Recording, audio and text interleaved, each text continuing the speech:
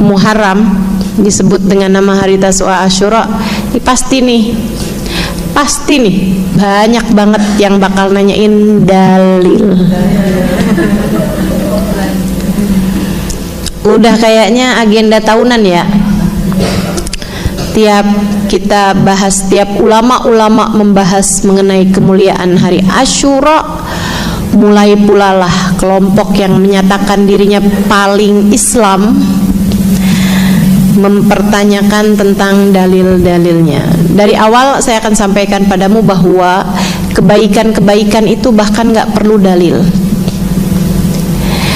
Baca Yasin itu bahkan gak perlu dalil. Kamu mau baca Yasin sekarang nih, tapi jangan sekarang lagi ngaji banget ya. Habis selesai majelis nih, ada sebagian yang makan, ada satu orang, saya nggak mau makan, saya mau baca surat Yasin. Kira-kira ada yang bid'ahin apa enggak? Kira-kira saya bakalan bilang jangan baca Yasin, bid'ah, begitu apa enggak? Karena memang yang namanya kebaikan itu bahkan nggak perlu dalil, teman-teman. Baca Yasin barang baik apa barang nggak baik? Barang baik, nggak akan ada yang ngebid'ahin gitu. Atau bahkan, Ustazah masalahnya kenapa harus surat Yasin? Oke, saya ganti surat yang lain kalau gitu.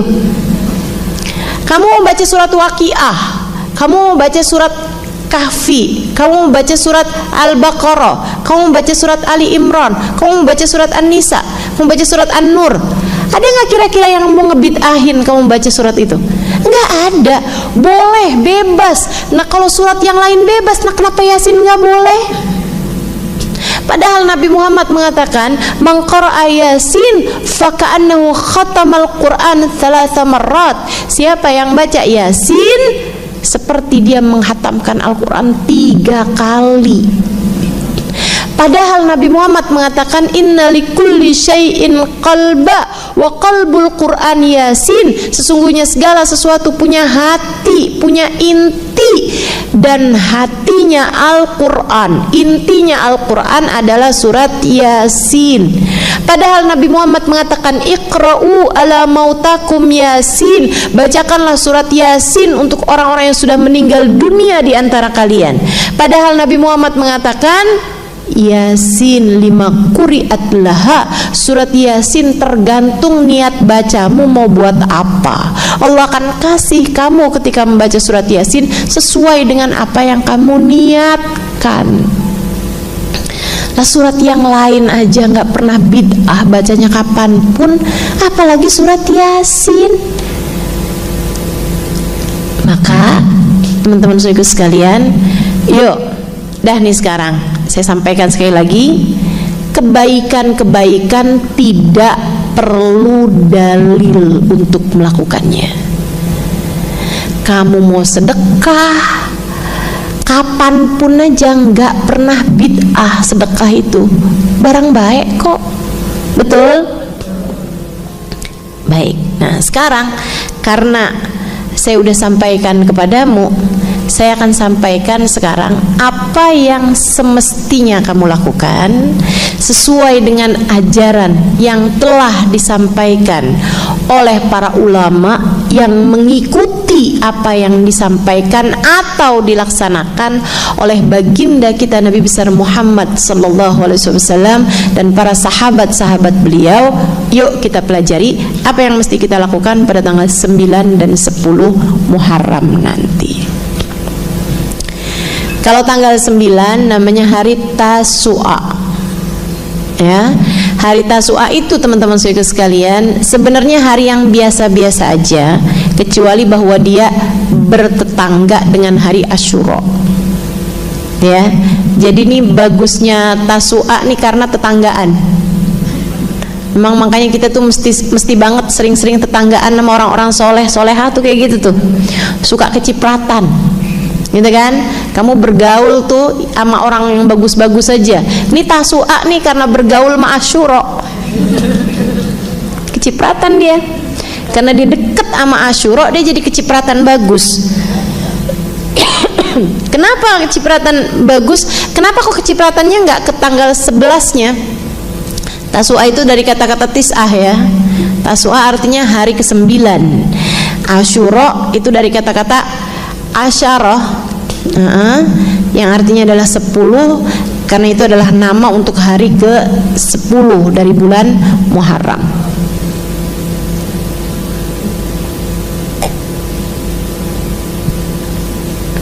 Kenapa kok bagusnya nggak ke-11 Ustazah?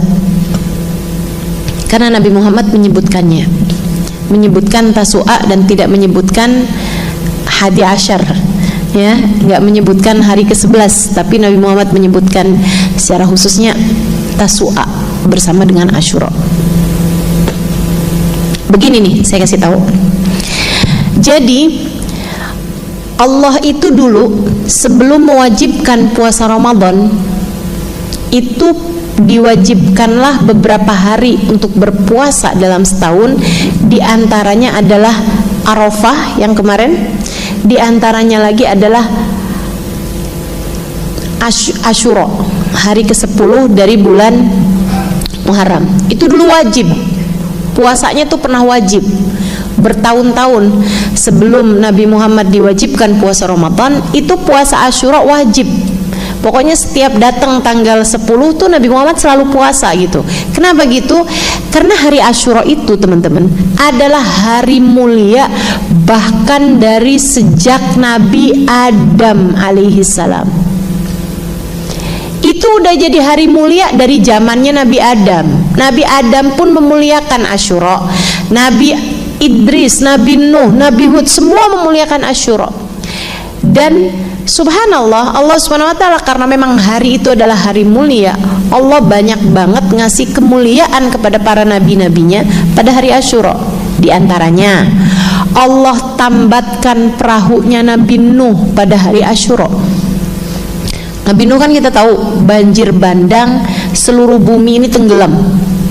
Semuanya nih tenggelamkan Allah subhanahu wa ta'ala. Nabi Nuh tuh ada di dalam kapal beliau berhari-hari, lama banget. Semua nih di jalan kapal nih, jalan nih kemana saya nggak tahu apa Indonesia juga dilewatin apa enggak, wallahu a'lam. Tapi saya rasa sih semua bagian bumi lo dilewatin nih sama Nabi Nuh, karena kan perahunya besar dan juga orang zaman itu tuh besar-besar. Artinya kan ini kan jalanan yang biasa dilewati sama orang kecil sama jalanan yang dilewati sama orang besar, tinggi besar berapa kali lipat sama kita, itu kan lebih cepat kalau dilewati sama orang besar. Jadi sih kayaknya emang seluruh bagian ini kayaknya ini ya. Ini baru nih, kagak ada dalilnya nih. Ini dipertanyakan kebenarannya kalau ini. Tapi kayaknya nih seluruh bagian bumi itu kayaknya pernah dilewatin sama perahunya Nabi Nuh alaihi salam. Nah ini teman-teman saudaraku sekalian, Nabi Nuh tuh bumi ditenggelamin semuanya tuh. Sampai kemudian Nabi Nuh itu ditambatkan perahunya tepat pada tanggal 10 Muharram, yaitu hari Asyura. Makanya girang banget Nabi Nuh. Alhamdulillah akhirnya kapal ini tertambat juga. Saudaraku sekalian saya muliakan, Nabi Allah Ayub Allah sembuhkan dari sakit yang Allah SWT kasih kepada Nabi Ayub, itu juga tepat pada tanggal 10 Muharram atau hari Asyura. Maka ya, karena Nabi Nuh perahunya tertambat tanggal 10 Muharram, kayaknya nih yang belum punya jodoh banyak-banyak doa yang serius lah hari Asyura. Siapa tahu Allah menambatkan perahu hatimu kepada seseorang, kan? Jadi kamu doanya yang serius, ya Allah, sebagaimana Engkau tambatkan perahu Nabi Nuh pada hari Asyura, tambatkanlah kejombloanku ini tambatkan pada hati seseorang, begitu ya. Nah itu hari Asyura. Kemudian Nabi Ayub Allah sembuhkan juga pada hari Asyura. Yang sakit-sakit itu ya boleh tuh yang serius doa, mudah-mudahan Allah SWT kasih kesembuhan pada hari Asyura untukmu dan untuk keluargamu.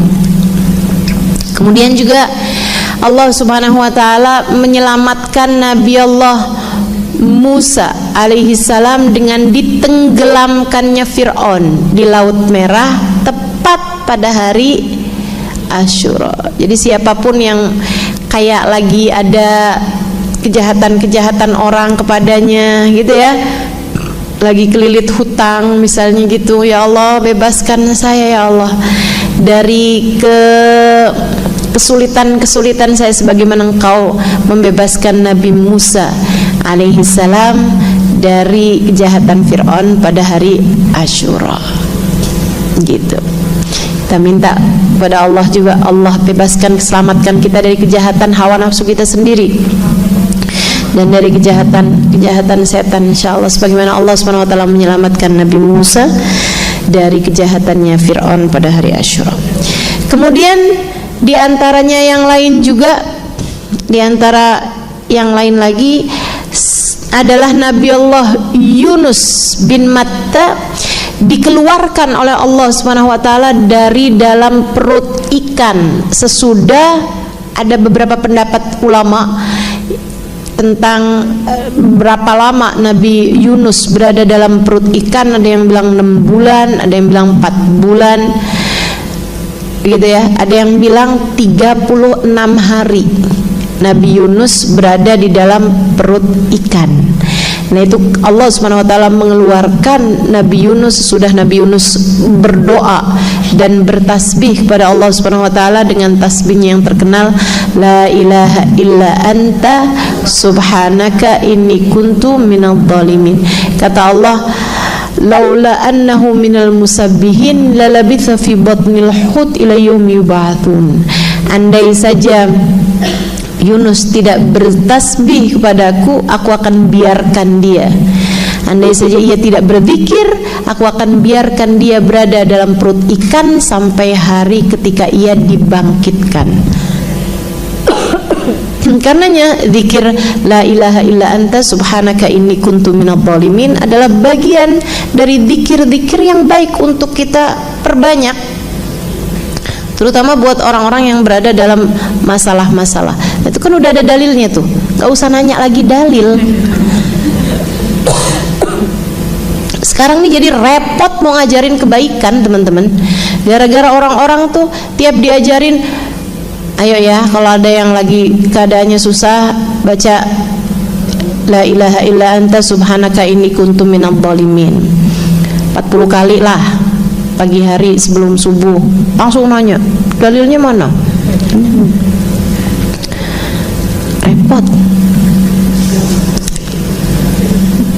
Ngajar di pondok pesantren malah lebih gampang daripada ngajarin orang-orang yang terlampau umum. Mereka sampai nggak tahu apa yang mau ditanyain, akhirnya jadi salah-salah kalau nanya. Nah bismillah, mudah-mudahan ulama-ulama kita ditambahkan kesabarannya menghadapi orang-orang awam ya. Teman-teman sekalian yang saya muliakan, baiklah. Nah itu Nabi Yunus bin Matta alaihi salam dikeluarkan Allah Subhanahu wa taala dari dalam perut ikan juga tepat pada tanggal 10 Muharram atau hari Asyura. Saudaraku sekalian saya muliakan, karenanya siapapun di antaramu yang saat ini sedang berada dalam kesumpekan, sedang berada dalam kesempitan ekonomi mungkin, atau keruwetan permasalahan dalam rumah tangga mungkin, atau apapun aja, atau hati saya nih ustazah kayak berasa sumpek aja gitu terus-terusan, cobain nih harinya nih, hari Asyura segera akan datang. Mudah-mudahan Allah Subhanahu wa taala lepaskan kita dari segala belenggu, lepaskan kita dari segala kesusahan, lepaskan kita dari segala kesempitan, sebagaimana Nabi Yunus alaihi salam dikeluarkan oleh Allah Subhanahu wa taala dari dalam perut ikan pada hari Asyura. Insyaallah, amin ya rabbal alamin. Nah, karenanya hari Asyura ini merupakan hari yang sangat dimuliakan Allah Subhanahu wa taala, bahkan dari sejak zamannya nabi-nabi yang terdahulu. Itu sebabnya Nabi kita Muhammad alaihissalam termasuk juga dari yang memuliakan hari Asyura, udah dipuasain Nabi bahkan dari Mekah. Dari saat Nabi Muhammad di Mekah, itu Nabi Muhammad udah setiap tahun tuh puasa. Dari sejak Nabi Muhammad jadi seorang nabi, itu Allah udah wajibkan untuk puasa setiap tanggal 10 itu hari Asyura. sampai di akhir kehidupan Nabi Muhammad SAW, di tahun-tahun terakhir Nabi Muhammad SAW ada di atas muka bumi ini, tepatnya di tahun terakhir Nabi Muhammad ada di atas muka bumi ini, Nabi ngeliat pas bulan Muharram, hari Asyura, itu yang puasa bukan cuma orang Islam. Jadi waktu diwajibkannya puasa Ramadan, itu puasa yang asal-asalnya wajib, semuanya hukumnya ganti jadi sunnah. Puasa Ramadan doang yang wajib buat umat Islam, kan gitu ya. Nabi Muhammad kemudian tetap tuh puasain hari Asyura, nggak pernah tinggal, sebagai puasa sunnah yang wajibnya hanya sisa puasa Ramadan. Sehingga sekalian, tapi Nabi di tahun terakhirnya beliau ngelihat yang puasa tanggal 10 Muharram atau hari Asyura bukan cuma orang Islam, akan tetapi juga orang Yahudi yang mengikuti ajarannya, menurut mereka mengikuti ajarannya Nabi Musa dan Nabi Ibrahim alaihissalam. Padahal tentu saja nahnu aula, kita nih yang sebenarnya ngikutin ajarannya Nabi Ibrahim dan Nabi Musa alaihissalam. Nabi Muhammad nanya sama mereka, lima sumtum fi hadzal yawm, kenapa kalian puasa pada hari ini? Nih hari Asyura nih, ngapain kalian puasa di sini gitu? Mereka bilang, orang Yahudi itu mengatakan bahwa inna fi mithli hadzal yawm, sungguhnya pada hari yang seperti ini, itu hari Asyura, Allah SWT menyelamatkan Nabi Allah Musa. Karenanya kami berpuasa pada hari Asyura, kami mensyukuri hari tersebut, kami pun berpuasa setiap tanggal 10 Muharram. Teman-teman sekalian, Nabi begitu pulang dari sana, Nabi nggak seneng.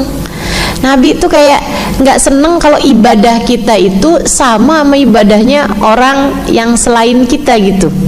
Ibadahnya orang Yahudi kayak apa, orang Nasrani atau orang Majusi atau orang apapun, Nabi nggak suka kalau ibadah kita sama persis sama mereka. Jadi Nabi Muhammad bilang, lau adraktus sanatil atiyah la sumtu ma'al asyura at-tasua. Kalau umur saya nyampe mau tahun depan, kalau umur saya nyampe tahun depan, kata Nabi Muhammad, saya akan puasa nggak cuma tanggal 10 tapi tanggal 9-nya juga. Ustazah, Nabi ngomong kayak gitu, emang Nabi nggak tahu umur beliau nggak bakalan nyampe? Tahu.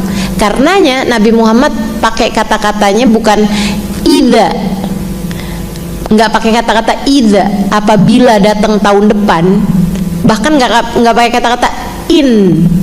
Ini nggak ngerti nih ya. Oke, akan saya terangkan habis ini. Ya, Nabi Muhammad nggak pakai kata-kata in, yang artinya juga jika. Ida artinya juga jika, in juga artinya jika. Idza waqa'atil waqi'ah, jika terjadi hari kiamat. Kan gitu ya? Idza itu juga artinya juga jika, in juga artinya jika, lau juga artinya jika. Nabi Muhammad pakai kata-kata lau. Jika datang tahun depan, jika umurku sampai tahun depan, tapi Nabi pakai kata-katanya lau. Ini saya kasih tahu. Idza itu untuk jika atau untuk sesuatu yang akan terjadi di masa yang akan datang, yang kemungkinan terjadinya pasti atau sangat dekat dengan pasti. Pakai kata-katanya adalah idza. Makanya Allah SWT bilang idza waqa'atil waqi'ah, jika terjadi hari kiamat, karena terjadinya kiamat adalah pasti. Idza jaa ajalukum, apabila datang kematian kepada kalian, gitu ya. Itu pakai kata-katanya adalah idza, untuk sesuatu hal yang pasti. So ikut sekalian saya muliakan. Nah, kalau sesuatunya itu enggak pasti, tapi bisa iya bisa enggak, kemungkinannya kayak ya 50-50, 60-40 kayak gitu. Kayak misalnya jika nanti malam hujan, itu kemungkinan terjadinya hujan sama kemungkinan terjadinya enggak hujan kan mirip-mirip aja ya, betul nggak? Itu pakai kata-katanya nggak bisa idza, akan tetapi pakai in.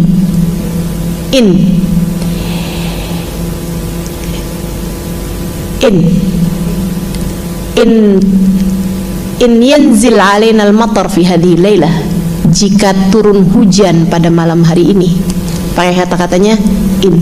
Jadi Jadi dalam Al-Quran tuh kalau kamu baca in, kata-kata in itu artinya adalah jika untuk sesuatu hal yang bisa iya, bisa tidak. Kalau jikanya itu adalah sesuatu hal yang enggak akan kejadian, andai, kalau di bahasa kita tuh berarti kata-katanya kira-kiranya andai. Andai itu kan seringnya kan nggak kejadian. Andai aku jadi orang kaya, yang ngomong nih nggak kaya berarti, ya begitu ya. Aku punya anak, nih yang ngomong kan berarti nggak punya anak gitu kan. Andai aku akan punya anak, tapi yang ngomong ini adalah orang yang umurnya udah 60 tahun. Nah itu pakainya nggak bisa in, akan tetapi pakainya lau. Lau itu untuk sesuatu hal yang nggak akan kejadian gitu, yang jika, tapi jikanya itu nggak akan kejadian. Kayak dalam Al-Quran tuh Allah kasih tahu tuh, kalau aja dunia ini ada dua Tuhan, tafasadata, kayak gitu kan, pasti akan rusaklah dunia ini. Nah jikanya itu adalah pakai kata-kata lau. Jika dunia ini punya dua Tuhan, maka akan rusaklah. Kata-katanya itu pakai kalimat jikanya itu adalah pakai kata-kata lau. Nabi Muhammad mengatakan lau adraktus sanatil atiyah, kalau umur saya nyampe tahun depan. Pakainya lau karena Nabi Muhammad tahu umurnya nggak bakalan nyampe tahun depan. La sumtu ma'al asyura tasua, saya akan puasa bersama dengan hari Asyura, hari Tasua, tanggal 9-nya juga. Jadi Nabi Muhammad tuh mensunnahkan puasa hari Tasua tanggal 9 karena nggak seneng puasa kita sama puasanya orang Yahudi. Karena itu para ulama-ulama, kalau kamu bacanya di kitab-kitab yang besar-besar, kamu akan dapat nih, mereka mengatakan kalau kamu nggak bisa puasa tanggal 9 tapi kamu bisa puasa tanggal 10, jangan sendirian puasa tanggal 10-nya, puasain juga tanggal 11-nya agar puasa kamu setidaknya tidak sama dengan puasanya orang Yahudi. Jelas? Jadi hari Tasua itu teman-teman, dia menjadi mulianya cuman karena deketan sama hari Asyura. Disunahkan di sana buat puasa. Nih ya, yang orang-orang yang suka nanya-nanyain dalil itu juga mereka tetap nggak mau tuh puasa tanggal 9. Saya sampaikan ini biar kamu nggak bingung nanti. Mereka nggak mau juga puasa tanggal 9. Tanggal 10-nya mereka mau puasa karena katanya Nabi Muhammad puasa. Dalilnya sahih, Nabi Muhammad puasa, jadi mereka mau puasa tuh tanggal 10. Tapi tanggal 9-nya nggak mau. Tanggal 9-nya nggak mau, kenapa? Karena Nabi nggak pernah puasa. Tapi kan Nabi udah niat puasa. Tapi kan Nabi nggak puasa. Repot nggak nih ngadepinnya nih? Mereka bilang tapi kan Nabi Muhammad nggak pernah puasa. Ya tapi kan Nabi Muhammad niat puasa. Bukankah anak yang baik berbakti akan melaksanakan niat orang tuanya? Maka demikian pula dengan kita. Kita belajar buat umat jadi umat yang berbakti, kita laksanakan niatnya Nabi kita Muhammad. Puasain tanggal 9, namanya puasa hari Tasua. Nah sekarang kita beralih ke hari Asyura-nya nih. Apa aja yang kamu perlu lakukan pada hari Asyura ini? Saudara sekalian, semua amalannya ada 10, tapi saya kasih tahu ya.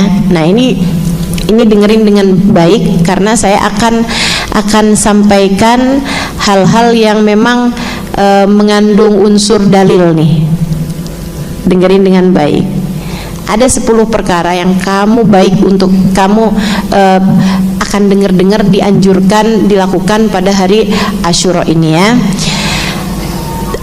Tapi hukumnya beda-beda. Satu, ada yang memang amalan-amalan yang jangan sampai kamu tinggalkan. Karena ini ada dalilnya secara sahih dan memang benar-benar tidak pernah ditinggalkan oleh Nabi kita Muhammad alaihissalam. Dari 10 itu hanya ada 2 hal ya. Kemudian ada lagi perkara-perkara yang baik untuk dilakukan, tapi enggak sekuat dua hal yang tadi itu. Hal-hal yang ini karena ini adalah perkara-perkara yang baik dan akan lebih baik lagi jika ia dilakukan pada waktu-waktu yang mulia. Ya, di antara hal-hal ini ada empat perkara ini baik untuk dilakukan pada hari Asyura karena memang empat hal ini adalah perkara yang baik, hal-hal indah, hal-hal baik yang lebih baik lagi ketika ia dilakukan pada hari Asyura. Kemudian ada tiga halnya, yang tiga halnya ini teman-teman saudaraku sekalian, itu kamu mau kerjain boleh-boleh aja, kamu kerjain juga ya, kalau kamu mau tinggalin yang tiga ini nggak apa-apa gitu, karena memang tidak ditemukan ada hadis menyatakan tiga hal ini, dan tiga hal ini juga bukan perkara kebaikan yang secara langsung memang baik gitu. Akan kita bahas ya. Udah mulai mikir ruwet-ruwet nih, oke. Dengerin nanti kamu akan paham. Dua hal yang jangan sampai kamu tinggalkan. Pokoknya ini hampir-hampir kayak deket wajib lah gitu. Tentu nggak wajib. Tapi pokoknya dari semua hal-hal baik ini, dua hal ini jangan sampai kamu tinggalkan. Ya, yang dua hal ini, yang pertama adalah puasa. Seperti yang tadi telah saya sampaikan, inna shaum yom Asyura yukaffir dzunub sanah. Kata Nabi Muhammad, sungguhnya puasa hari Asyura menghapus dosa 1 tahun. Ini hadis ini menunjukkan bahwa hari Arafah lebih mulia daripada hari Asyura, meskipun hari Asyura adalah hari kedua termulia untuk puasa.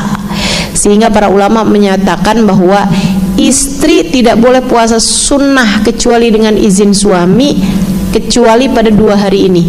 2 hari ini boleh seorang istri berpuasa tanpa izin suaminya sekalipun, karena suaminya juga mestinya puasa.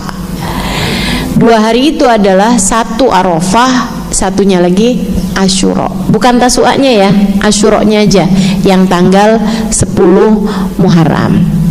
Nah itu puasanya pokoknya jangan tinggalin. Seperti yang tadi saya sampaikan, puasanya bahkan diwajibkan sebelum diwajibkannya puasa hari bulan Ramadan. Yang sesudah kewajiban puasa Ramadan, puasa-puasa yang lain menjadi berhukum sunnah. Kemudian yang kedua, yang memang juga ada dalilnya teman-teman, ada hadisnya sahih, man wassa ala iyalihi yawma Asyura wassa'allahu rizqah. Siapa yang meluaskan nafkah belanja keluarganya pada hari Asyura, maka Allah akan meluaskan rezekinya. Kamu biasa ngasih uang jajan anak-anakmu, tambahin. Kamu biasa dapat jajan dari suamimu, minta tambahin.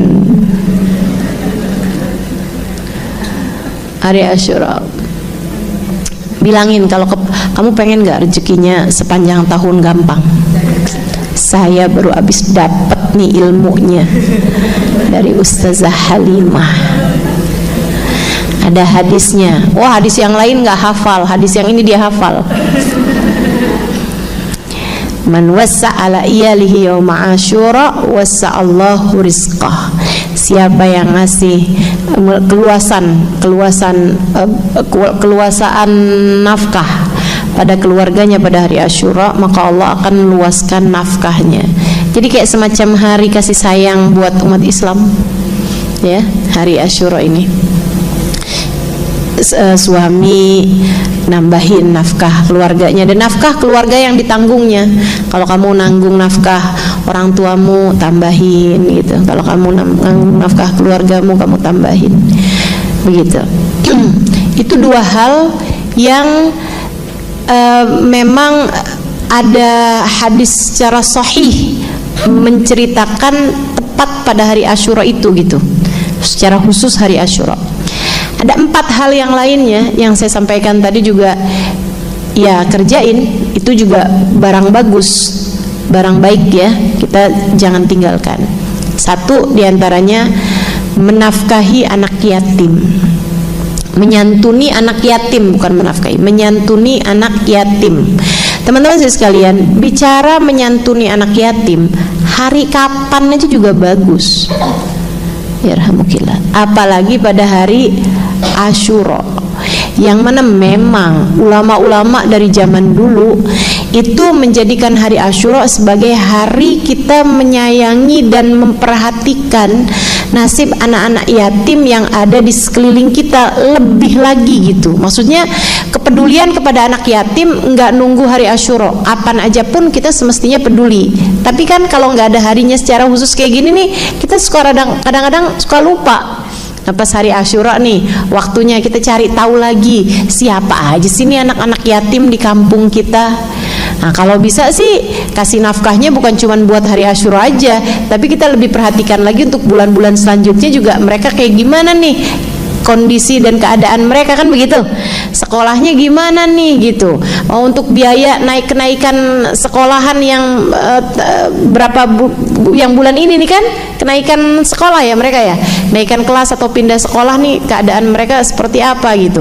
Itu yang perlu juga kita lakukan gitu. Jadi hari Asyura sebagai hari kita menyantuni anak yatim. Nah, ini teman-teman saudara sekalian, ini juga memang ada hadisnya, walaupun hadisnya adalah hadis yang dhaif. Hadis yang dhaif itu boleh diamalkan untuk fadhailul amal, untuk amal-amal yang berfadilah. Salah satunya seperti menyantuni anak yatim ini. Saya nggak ngerti kenapa hadis mengenai menyantuni anak yatim di hari Asyura itu lebih terkenal daripada hadis yang meluaskan belanja pada hari Asyura. Nah, itu masih jadi misteri sampai saat sekarang ini ya. Saya dari kecil-kecil selalu dengar banyak para suami yang keberatan sepertinya itu ya. Saya dari kecil selalu dengar tuh tentang menyantuni anak yatim di hari Asyura. Betul apa enggak ibu-ibu? Betul ya. Tapi mengenai nambahin uang belanja istri pada hari Asyura, kapan dengarnya? Baru-baru aja kan, tahun-tahun belakangan aja ya. Jadi itu satu, menyantuni anak yatim. Silahkan lebih lagi memperhatikan keadaan kondisi anak-anak yatim dan santuni mereka. Juga untuk mengusap kepala anak yatim. Teman-teman saudara sekalian, nih kalau bicara tentang umur anak yatim ya, ada perbedaan tentang urusan menyantuni mereka dengan uang dan dengan urusan mengusap kepala mereka di hari Asyura. Kalau mengusap kepala anak yatim di hari Asyura, itu bahkan anak yatim yang mampu sekalipun sunnah untuk kamu lakukan. Anak yatim yang kaya sekalipun, ibaratnya gitu, itu kamu nggak apa-apa, bagus aja mengusap kepala mereka pada hari Asyura gitu. Tapi kalau untuk urusan menyantuni, menafkahi gitu, ngasih uang gitu ya, ngasih uang gitu kan. Nah, kalau dia punya 3 perusahaan, anak yatimnya emang bapaknya meninggal tapi ninggalin 3 perusahaan. Nah, kalau kayak gitu ya nggak usah kamu santunin, malah kamu yang perlu santunan dari dia. Gitu kan, hanya anak yatim yang tidak mampu aja yang perlu kamu santunin. Batas umurnya berapa? Sampai mereka mandiri secara finansial untuk yang laki-laki, sampai mereka punya suami untuk yang perempuan. Gitu ya. Untuk urusan disantunin, untuk urusan kamu kasih uang tuh, walaupun udah balik nggak apa-apa gitu, karena itu tuh sampai mereka mandiri secara finansial, sampai udah kerja gitu. Kalau laki-laki, yang perempuan sampai dengan menikah. Jelas ya. Tapi kalau untuk urusan mengusap kepalanya anak yatim, itu sampai balik. Kalau udah balik nggak perlu lagi diusap. Ntar nyari yang udah mahasiswa lagi. Begitu ya, jelas ya. Itu untuk urusan anak-anak yatim. Kemudian hadisnya itu berbunyi, siapa yang mengusap kepala anak yatim pada hari Asyura, maka Allah Subhanahu wa taala akan ampuni dosanya sebanyak helai rambut dari anak tersebut, memberikan kepadanya kebaikan sebanyak helai rambut yang diusap. Tapi bukan artinya kita tinggalin anak yang gundul, nggak ada helai rambutnya nih, udah nggak usah, ada yang ini nggak usah diusap, jangan juga ya. Iya, tetap diusap juga gitu kepalanya. Baik, teman-teman sekalian, kemudian yang berikutnya adalah untuk mengunjungi ulama dan orang soleh, ya, kunjungi, minta doanya gitu pada hari Asyura. Kami di Hadramut dulu di Tarim, pokoknya kalau ada hari Asyura gini, Hubabah pasti akan ajak kita jalan untuk berkunjung ke rumahnya para hubabah-hubabah, mengunjungi rumahnya para habaib-habaib, terutama yang udah sepuh-sepuh, untuk kita mintain doa-doa dari mereka gitu. Jadi itu memang sesuatu hal yang indah untuk dilakukan, karena memang ya jangankan pada hari Asyura, mengunjungi ulama, minta doa dari mereka, mengunjungi orang soleh, kita minta doa dari mereka kapan aja kan bagus. Kata Nabi Muhammad, iltamisu min ikhwanikumud doa, mintalah dari saudara kalian sama muslim doa. Kamu nggak pernah tahu dari lisan siapa Allah mengijabah doa hamba-hambanya, gitu ya. Nah kalau dari lisan orang biasa aja doa bisa jadi mustajab, apalagi dari lisannya para ulama-ulama kita, lisannya orang-orang soleh, terutama yang sudah sepuh-sepuh gitu kan, yang sudah usia lanjut. Nah itu tentu doa lebih mustajab dari mereka. Kata Nabi Muhammad, al barokah ma'a akabirikum, keberkahan ada pada orang-orang tua di antara kalian yang usianya udah lanjut ya, di atas 70-an tahun semacam itu. Baik, kemudian yang berikutnya lagi, jadi tadi itu menyantuni anak yatim, kemudian kedua mengunjungi orang-orang, mengunjungi ulama dan orang-orang soleh. Yang ketiga sedekah.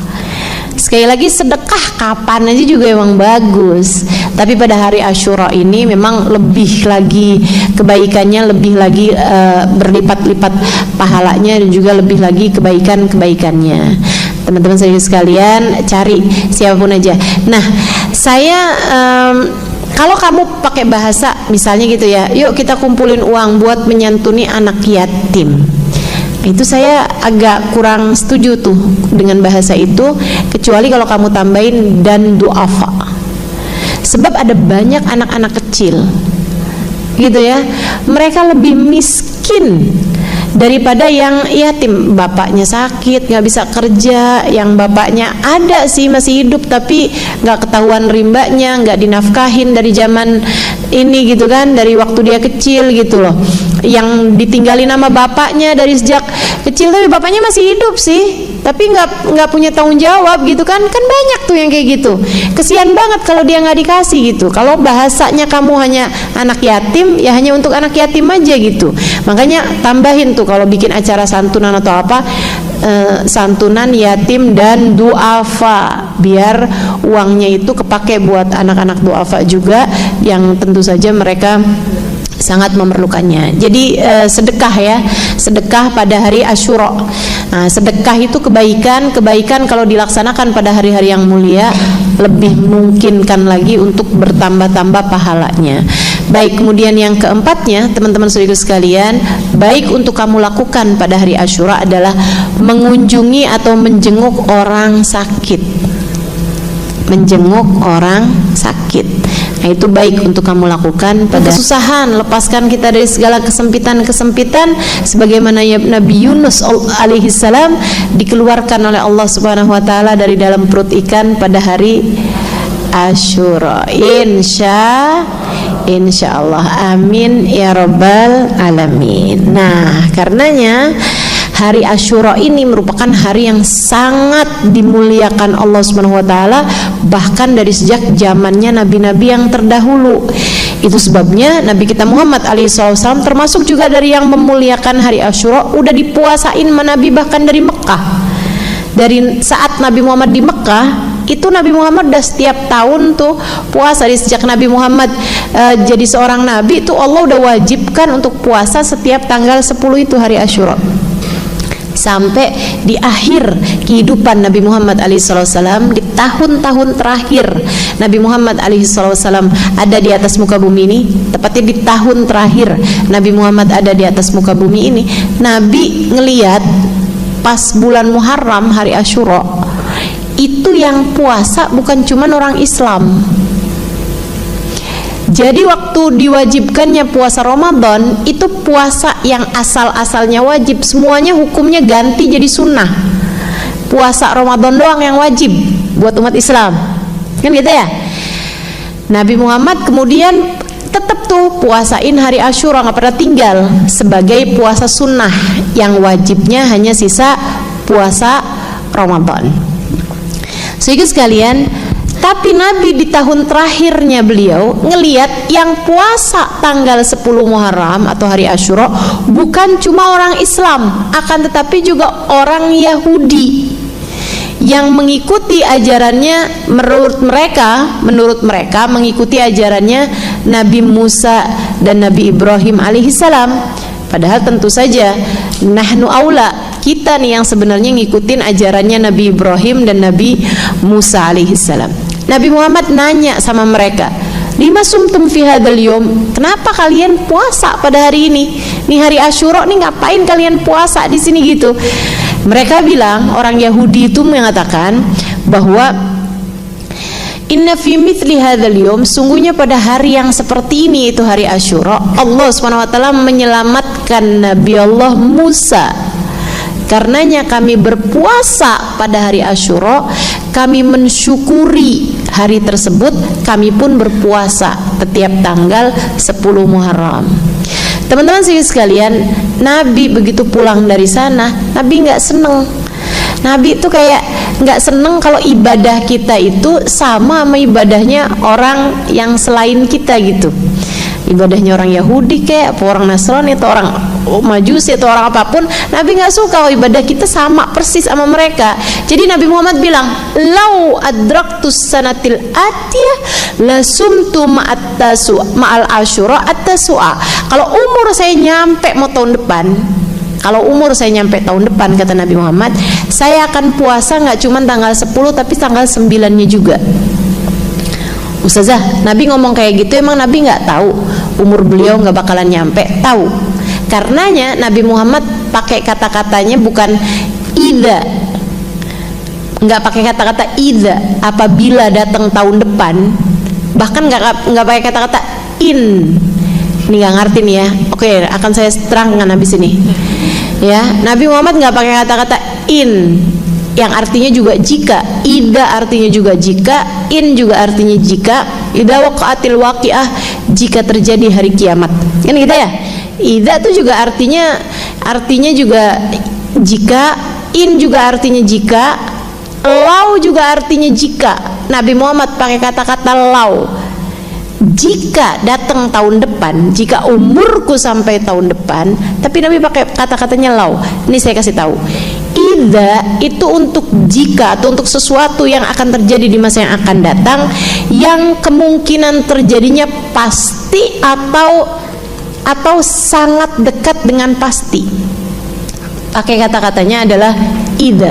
Makanya Allah SWT bilang idza waqa'atil waqi'ah, jika terjadi hari kiamat, karena terjadinya kiamat adalah pasti. Idza jaa ajalukum, apabila datang kematian kepada kalian. Gitu ya. Itu pakai kata-katanya adalah idza, untuk sesuatu hal yang pasti. So itu sekalian saya muliakan. Nah, kalau sesuatunya itu enggak pasti, tapi bisa iya bisa enggak, kemungkinannya kayak ya 50-50, 60-40 kayak gitu. Kayak misalnya jika nanti malam hujan, itu kemungkinan terjadinya hujan sama kemungkinan terjadinya enggak hujan kan mirip-mirip aja ya, betul nggak? Itu pakai kata-katanya nggak bisa idza, akan tetapi pakai in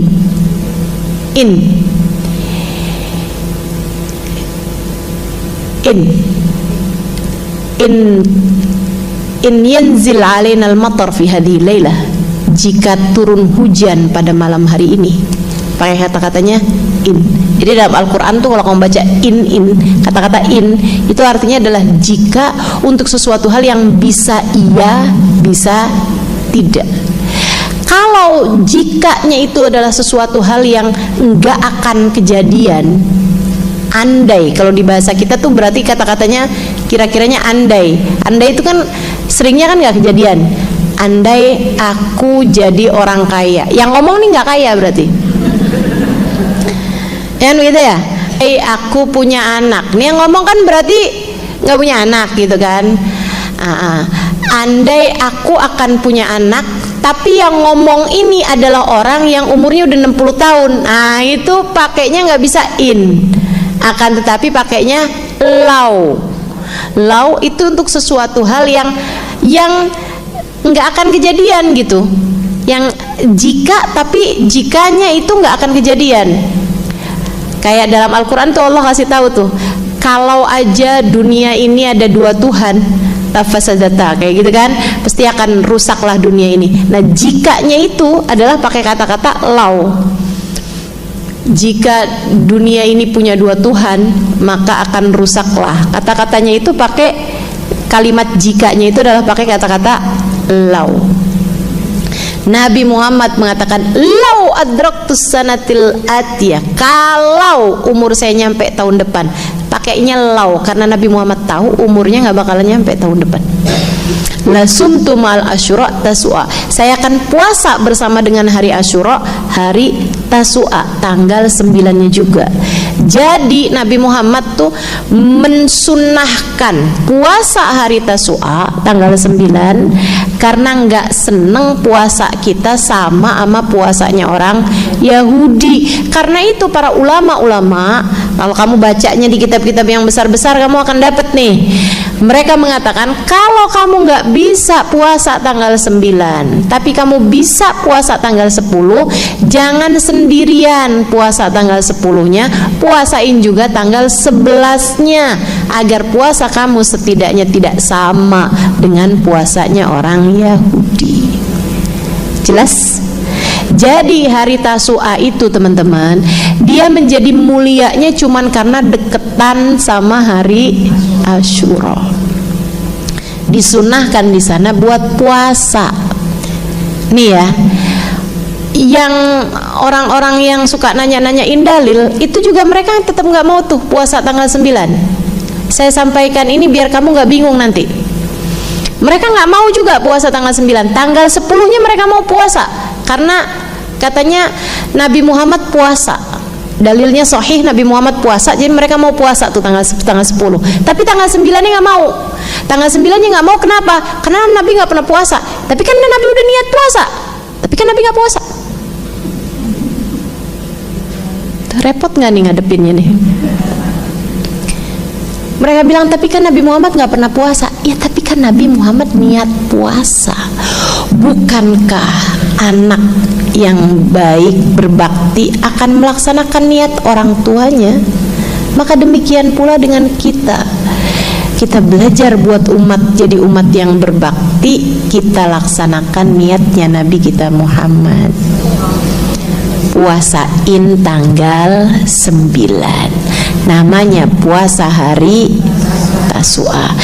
Nah sekarang kita beralih ke hari Asyura-nya nih. Apa aja yang kamu perlu lakukan pada hari Asyura ini? Saudara sekalian, semua amalannya ada 10, tapi saya kasih tahu ya. Nah ini dengerin dengan baik karena saya akan sampaikan hal-hal yang memang mengandung unsur dalil nih. Dengerin dengan baik. Ada 10 perkara yang kamu baik untuk kamu akan dengar dianjurkan dilakukan pada hari Asyura ini ya. Tapi hukumnya beda-beda. Satu, ada yang memang amalan-amalan yang jangan sampai kamu tinggalkan. Karena ini ada dalilnya secara sahih dan memang benar-benar tidak pernah ditinggalkan oleh Nabi kita Muhammad alaihissalam. Dari 10 itu hanya ada 2 hal ya. Kemudian ada lagi perkara-perkara yang baik untuk dilakukan, tapi enggak sekuat dua hal yang tadi itu. Hal-hal yang ini karena ini adalah perkara-perkara yang baik dan akan lebih baik lagi jika ia dilakukan pada waktu-waktu yang mulia. Ya, di antara hal-hal ini ada empat perkara ini baik untuk dilakukan pada hari Asyura karena memang empat hal ini adalah perkara yang baik, hal-hal indah, hal-hal baik yang lebih baik lagi ketika ia dilakukan pada hari Asyura. Kemudian ada tiga halnya, yang tiga halnya ini teman-teman saudaraku sekalian, itu kamu mau kerjain boleh-boleh aja, kamu kerjain juga ya, kalau kamu mau tinggalin yang tiga ini nggak apa-apa gitu, karena memang tidak ditemukan ada hadis menyatakan tiga hal ini, dan tiga hal ini juga bukan perkara kebaikan yang secara langsung memang baik gitu. Akan kita bahas ya. Udah mulai mikir ruwet-ruwet nih, oke. Dengerin nanti kamu akan paham. Dua hal yang jangan sampai kamu tinggalkan. Pokoknya ini hampir kayak deket wajib lah gitu. Tentu nggak wajib. Tapi pokoknya dari semua hal-hal baik ini, dua hal ini jangan sampai kamu tinggalkan. Ya, yang dua hal ini, yang pertama adalah puasa. Seperti yang tadi telah saya sampaikan, inna saum yom Asyura yukaffir dunub sanah. Kata Nabi Muhammad, sungguhnya puasa hari Asyura menghapus dosa 1 tahun.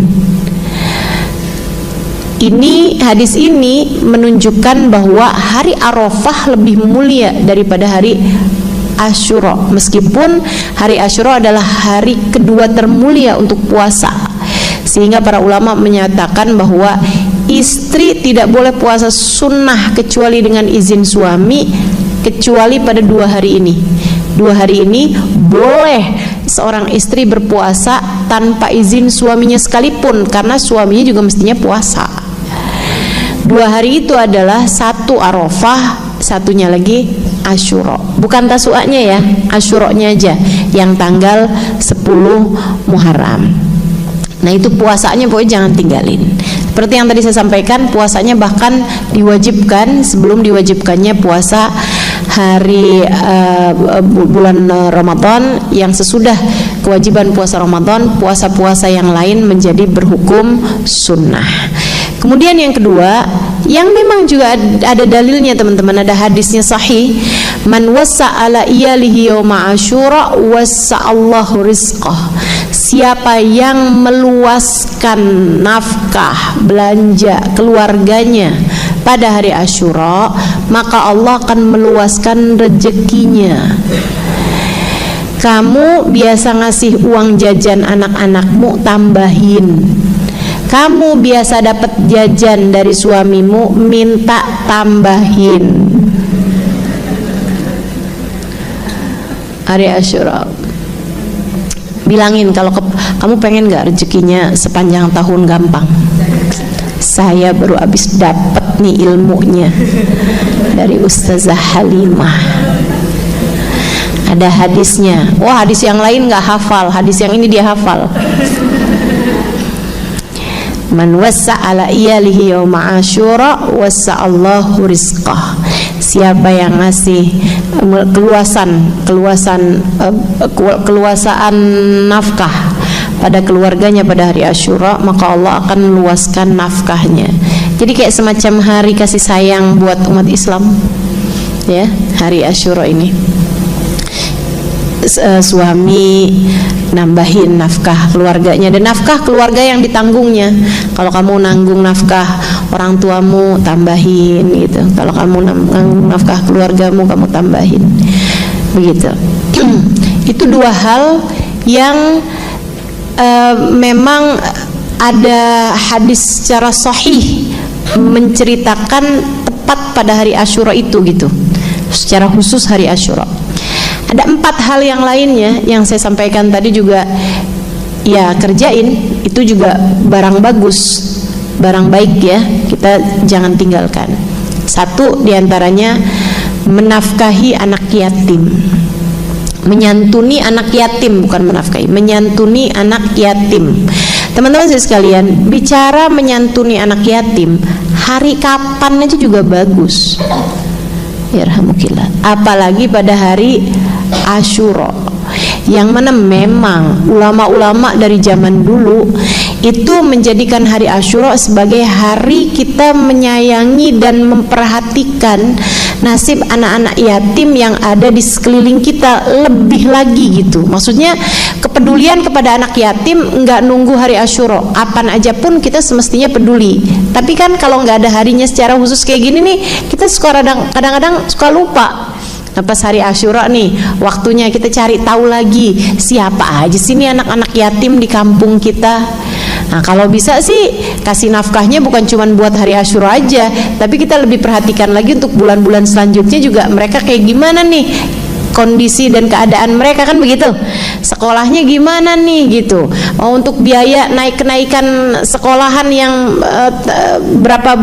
yang bulan ini nih kan kenaikan sekolah ya mereka ya, kenaikan kelas atau pindah sekolah nih, keadaan mereka seperti apa gitu. Itu yang perlu juga kita lakukan gitu. Jadi hari Asyura sebagai hari kita menyantuni anak yatim. Nah, ini teman-teman saudara sekalian, ini juga memang ada hadisnya, walaupun hadisnya adalah hadis yang dhaif. Hadis yang dhaif itu boleh diamalkan untuk fadhailul amal, untuk amal-amal yang berfadilah. Salah satunya seperti menyantuni anak yatim ini. Saya nggak ngerti kenapa hadis mengenai menyantuni anak yatim di hari Asyura itu lebih terkenal daripada hadis yang meluaskan belanja pada hari Asyura. Nah, itu masih jadi misteri sampai saat sekarang ini ya. Saya dari kecil-kecil selalu dengar banyak para suami yang keberatan sepertinya itu ya. Saya dari kecil selalu dengar tuh tentang menyantuni anak yatim di hari Asyura. Betul apa enggak ibu-ibu? Betul ya. Tapi mengenai nambahin uang belanja istri pada hari Asyura, kapan dengarnya? Baru-baru aja kan, tahun-tahun belakangan aja ya. Jadi itu satu, menyantuni anak yatim. Silahkan lebih lagi memperhatikan keadaan kondisi anak-anak yatim dan santuni mereka. Juga untuk mengusap kepala anak yatim. Teman-teman saudara sekalian, nih kalau bicara tentang umur anak yatim ya, ada perbedaan tentang urusan menyantuni mereka dengan uang dan dengan urusan mengusap kepala mereka di hari Asyura. Kalau mengusap kepala anak yatim di hari Asyura, itu bahkan anak yatim yang mampu sekalipun sunnah untuk kamu lakukan. Anak yatim yang kaya sekalipun ibaratnya gitu, itu kamu nggak apa-apa, bagus aja mengusap kepala mereka pada hari Asyura gitu. Tapi kalau untuk urusan menyantuni, menafkahi gitu, ngasih uang gitu ya, ngasih uang gitu kan. Nah, kalau dia punya 3 perusahaan, anak yatimnya emang bapaknya meninggal tapi ninggalin 3 perusahaan. Nah, kalau kayak gitu ya nggak usah kamu santunin, malah kamu yang perlu santunan dari dia. Gitu kan, hanya anak yatim yang tidak mampu aja yang perlu kamu santunin. Batas umurnya berapa? Sampai mereka mandiri secara finansial untuk yang laki-laki, sampai mereka punya suami untuk yang perempuan. Gitu ya. Untuk urusan disantunin, untuk urusan kamu kasih uang tuh, walaupun udah balik nggak apa-apa gitu, karena itu tuh sampai mereka mandiri secara finansial, sampai udah kerja gitu. Kalau laki-laki, yang perempuan sampai dengan menikah. Jelas? Ya. Tapi kalau untuk urusan mengusap kepalanya anak yatim itu sampai balik. Kalau udah balik nggak perlu lagi diusap. Ntar nyari yang udah mahasiswa lagi. Begitu ya, jelas ya. Itu untuk urusan anak-anak yatim. Kemudian hadisnya itu berbunyi, siapa yang mengusap kepala anak yatim pada hari Asyura, maka Allah Subhanahu wa taala akan ampuni dosanya sebanyak helai rambut dari anak tersebut, memberikan kepadanya kebaikan sebanyak helai rambut yang diusap. Tapi bukan artinya kita tinggalin anak yang gundul, nggak ada helai rambutnya nih, udah nggak usah ada yang ini, nggak usah diusap. Jangan juga ya. Iya, tetap diusap juga gitu kepalanya. Baik, teman-teman sekalian, kemudian yang berikutnya adalah untuk mengunjungi ulama dan orang soleh, ya, kunjungi, minta doanya gitu pada hari Asyura. Kami di Hadramut dulu di Tarim, pokoknya kalau ada hari Asyura gini, Hubabah pasti akan ajak kita jalan untuk berkunjung ke rumahnya para hubabah, mengunjungi rumahnya para habaib-habaib, terutama yang udah sepuh-sepuh, untuk kita mintain doa-doa dari mereka gitu.